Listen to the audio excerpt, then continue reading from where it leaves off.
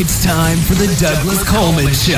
Mr. Smooth and Savvy is joined by guests from all walks of life, from the entertainment industry to authors to political and social commentators, the famous and not so famous, the controversial and the light and fluffy. We have it all. Now, here's Douglas Coleman.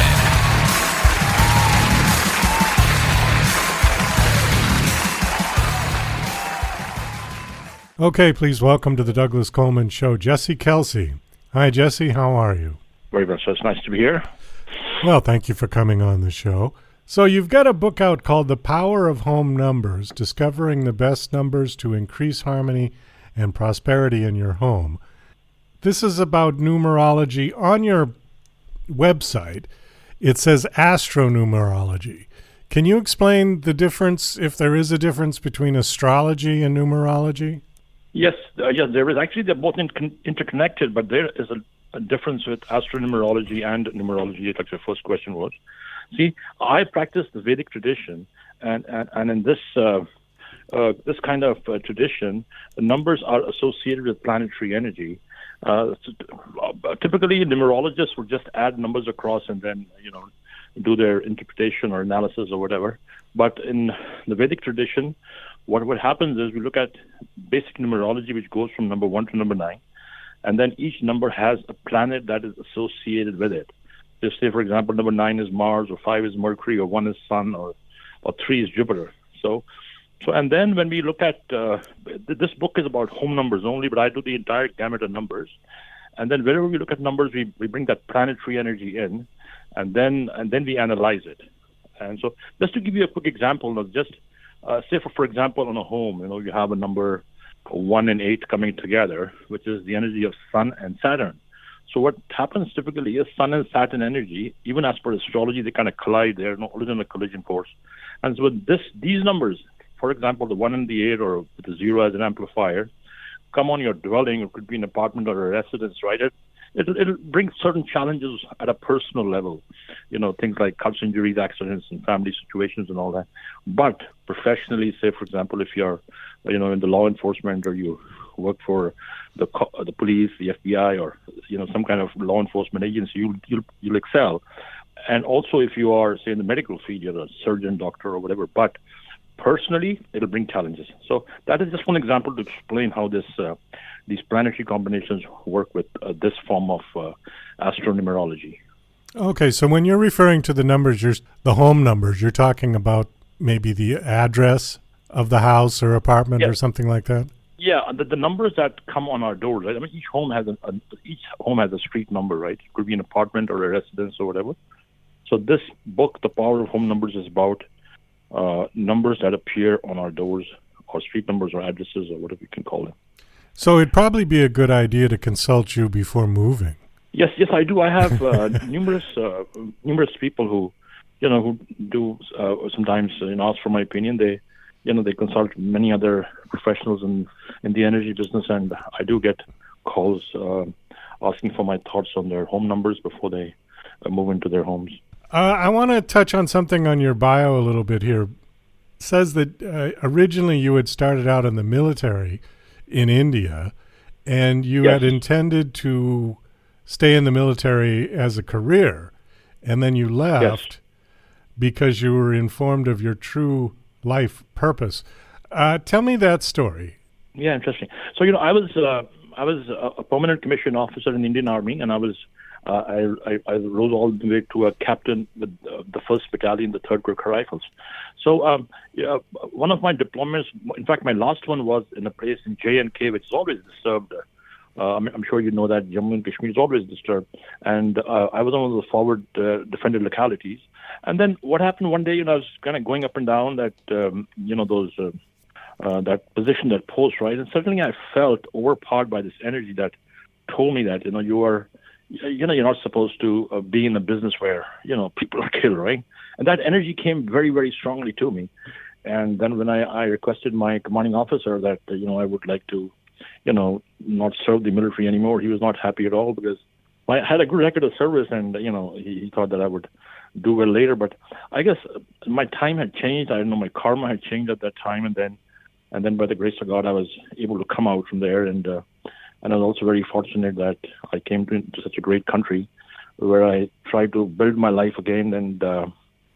And then all that I knew at that time was because of a military career, I thought I'll just go get into a flight school in America and then open up a flight school. But then life had a different path for me.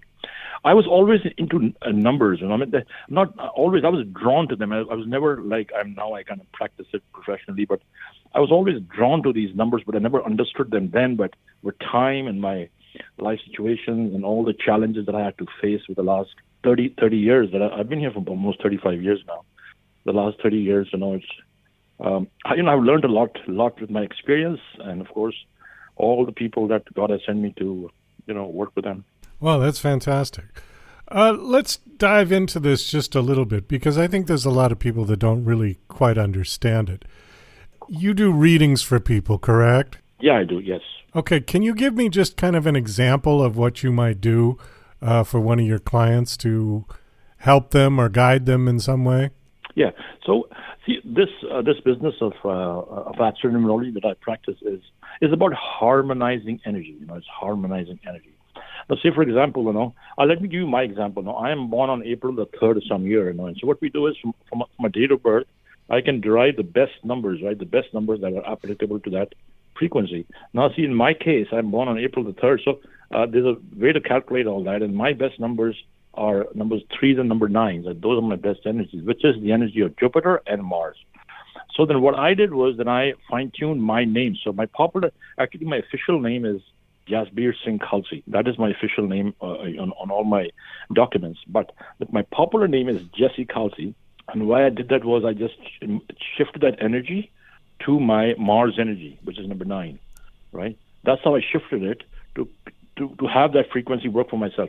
Now, I just like to say that number 9 will work for me because of my data, but it'll not work for you or other people. So I don't want everybody to just, listen to me and just go for a number 9. No, it doesn't work like that. It's like one shoe doesn't fit all. Everyone has different frequencies and energies. And then my residence, I remember when I came here, my first apartment was a 27, then my first home was a 6300. I live in a 27 here again. I wear a maroon turban, which is more like the energy of Mars, I drive a car which is white in color because Venus kind of works well with my energy. So it's all about harmonizing. It's harmonizing time. Now, say with my date of birth, every day is not lucky for everybody. I know with my energy, the first 2 months of the year never work with me. It's more like goes March and then May and then the end of the year. Those are times when they peak, right? So that's how it goes. So it is very important to understand how your name is vibrating. Is your name in tune with your basic energy? Is your residence in tune with your basic energy? Is your business, the numerology of your business, whatever you have, is that in tune with your basic energy? The colors of your car, the license plate numbers, the telephone numbers, those numbers are also very, very important. Are those flowing with your energy? Often your bank account numbers, right? Those also make a difference into drawing that energy of money and all that. So there's a bunch of things that we do. And then it comes to relationships, right? That is a big issue, right? Everybody has those challenges. I don't say everybody, but most people do have those challenges.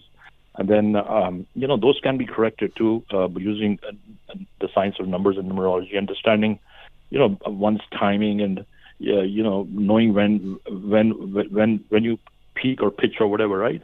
So those things, gemstones again is a big deal, right? People, ladies love to wear gemstones, and what happens is very often, just being attracted to beautiful things doesn't mean that it'll work for you. It has to be specific, right? Now, I'll give you an example, right? Of diamond is, the stone of the kings, and of course, and women love them. We all know that, right? Sure. But then what happens is the energy of diamond, which is Venus energy, does not work with everybody. That has to be understood too. Just for example, I'll give you a couple of gemstones. Wearing a ruby, right? Ruby is more sun energy stone, and Saturn again is more, like a blue sapphire energy. If you wear these gemstones, right? It'll collide, and you won't even know what's wrong where. You'll be confused totally, because what happens is also these gemstones, like wearing a ruby, would come and affect your third chakra completely. And then the blue sapphire, which contradicts it, goes straight to the third eye. So then those chakras get activated, and then on your energy, your DNA, they'll challenge your frequency and start creating blocks for you. So it's a lot deeper than that. And then I remember when Princess Diana, when she got married, that was a while ago, and I remember she was wearing that blue sapphire ring, and I remember I was telling my wife that blue that sapphire is a lucky stone, and yeah. So just to give a few examples. Yeah. Kate is wearing it now, or she was. That was her engagement ring. William gave it to her. Yeah. Okay. Let me ask you something about what do you do with your numbers? Because sometimes numbers in your life you have no control over. Like you mentioned your bank account. I don't think you can go into the bank and request a specific bank account number. They just sort of assign it to you. Right. Now you can't. Earlier it was, but not anymore. You're right. Telephone numbers also the same thing. I mean, they're generated by those companies, and you cannot change them anymore. Yeah, that is absolutely true. And what I'll say, I mean, if you have certain numbers that are working for you, stick with them, and don't change them. Banks, definitely, I feel that if you, you cannot change your account number, but, with your energy, if you look at the name of the bank, you can feel the energy of the bank, and then, maybe choose the right bank, and then, at an appropriate time, go look for a account number, right, is what I think could be done, right? Okay. Car license plate numbers, I have, personalized license plate numbers. I have many of my clients who have those, personalized license plate numbers, which again kind of flow with your frequency. I have clients in the film city in India, I have a bunch of celebrities who consult with me, and, they have drive particular color cars, and they have personalized license plate numbers there.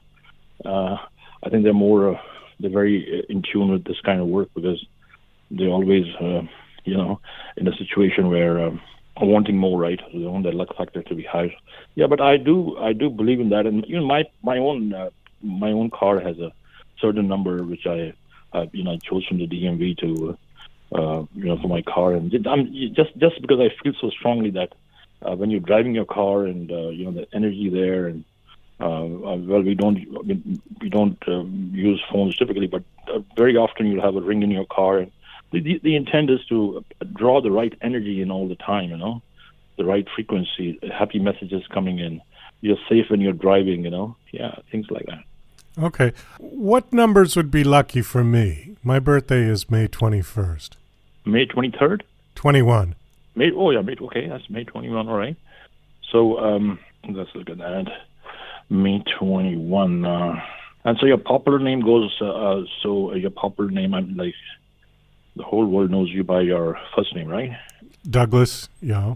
Yeah, Douglas, yeah. So, Jupiter again, so much like mine, Jupiter and Venus. So Jupiter and Venus Jupiter is the largest planet, right? So Jupiter is huge expansion, so no wonder your voice is heard everywhere.